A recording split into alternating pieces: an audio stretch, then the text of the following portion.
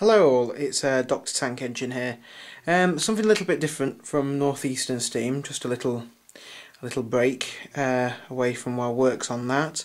I'm going to give a review of something which I've seen a lot of people do on YouTube. Haven't seen many UK people give this review actually, so could be a first. It's to do with Star Trek. I've just seen the new film Star Trek and it's absolutely fantastic. And I enjoyed it so much I had to go and buy something. Yep, it's the USS Enterprise NCC-1701, but a twist on the original design. It's the Enterprise seen in the new film. If anyone has not seen the film and doesn't want to know this, and I suggest they just ignore this little bit I'm going to say, or skip a little bit, but it's set in a alternative reality, hence the Enterprise looks different. This design, at first I was unsure about, I will be honest. I'd seen some pictures on the internet and my original thoughts were, well, if this is a prequel to the original series, why does the Enterprise look, you know, in some ways more sleek than it does in the original series? But then, obviously after seeing the film you find out why. But yes, this is the Enterprise that has been designed for J.J. Abrams' film, and the design has really grown on me. If I just put it on a stand like that, nice ball jointed stand, means you can have movement, and I just pop it there and we just have a look at it. What really sticks out for me is it's almost, this is just my my view, my opinion, it seems to me like a bit of a hybrid Enterprise. I see a lot of key elements from the original series Enterprise, but I also see a lot of what was seen in the first 6 Star Trek films, which was the original Enterprise, which was refit. It gets a bit complicated trying to talk about. Yeah, the original Enterprise from the series, and then the film I think is supposed to be set, the first film, Star Trek the Motion Picture, is supposed to be set 18 months or maybe even 24 months after the original series, after Kirk returned after his 5-year mission, and the Enterprise had a massive refit, and it's known as the refit Enterprise, and this lasted until Star Trek 3, where then it was destroyed. Kirk put the self-destruct on, basically to save himself and his crew from the ship falling into Klingon hands. Then you had the Enterprise A, which is the same class as the refit Enterprise, so it looks exactly the same as the Enterprise did in Star Trek the motion picture, apart from it said NCC-1701 and it had an A. Anyway, I'm not talking about that, we're talking about this one. So yes, the refit Enterprise. The main hull, which is this, has a lot of things about it that are very much like the refit Enterprise of the first Star Trek film. It looks very much like it, especially the impulse engines are in the same position here. Let me zoom in, which are there. And also the deflector dish is blue, like in Star Trek, the first 6 Star Trek films on the refit Enterprise and the Enterprise A. So yes, it's blue.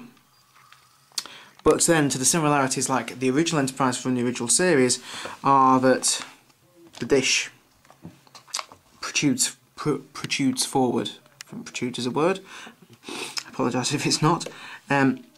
It's not set inward like the Enterprise A's was. So that makes it a similarity to the Enterprise from the original series.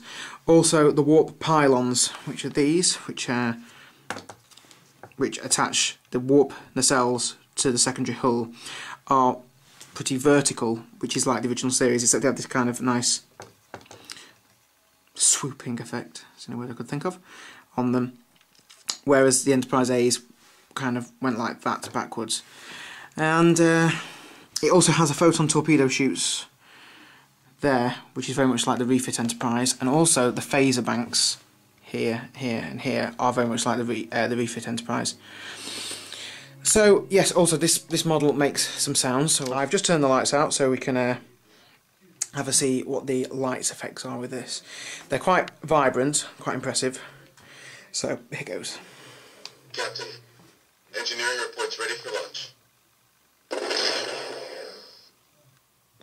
Almost sounds like something blowing up.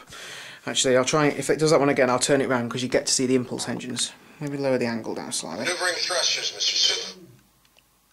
Almost like the opening shot of Star Trek The Motion, one of the opening shots of the Enterprise Star Trek The Motion picture. Captain, engineering reports ready for launch. There we are. One of the only downsides is, I would say, with this model, is the plastic. You may notice if I do this, Fire everything we got. the light's coming through the plastic. But overall, it's a nice model. It's not my favourite Enterprise. My favourite one is the refit Enterprise from the original films. I remember as a child. Any UK members remember there used to be a model shop franchise called Beatties, who used to sell model railway stuff, which also appeals to me. And they had a model of the Enterprise A, and I remember vaguely seeing, I think I saw Wrath of Khan when I was really young. Probably too young, seeing as it's a 15.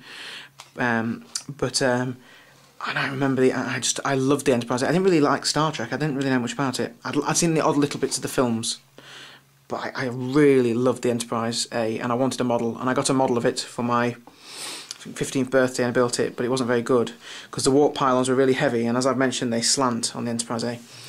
Anyway, we'll leave that because I'm getting a model of the refit Enterprise, so I'll probably give that a review. So yes, here is the Enterprise reimagined for the 21st century.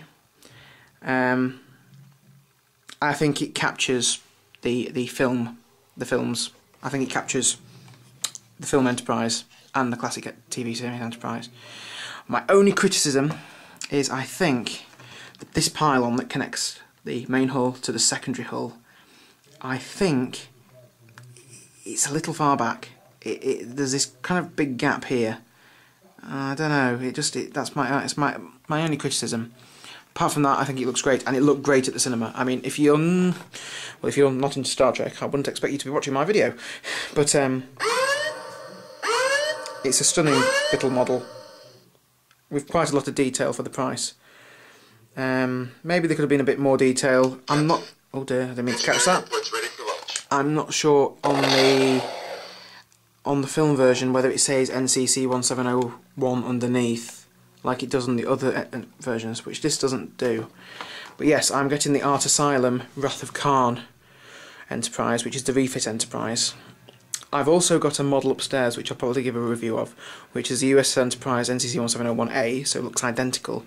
It's the Bandai one. I've had it for about 5 years, and it has internal lights. It's quite impressive when it's lit up. So anyway, this is me with a little bit of a break from what I normally do, some reviews of some Star Trek models, because at the end of the day, the Enterprise is such an iconic model, and this one adds to the long list of Enterprises that have come before it. So yes, probably some more reviews to come. Hope you like this one. Check out my other videos, especially Northeastern Steam, as that's my kind of main project. But thanks for watching. I'll go on, say it, cliche, live long and prosper.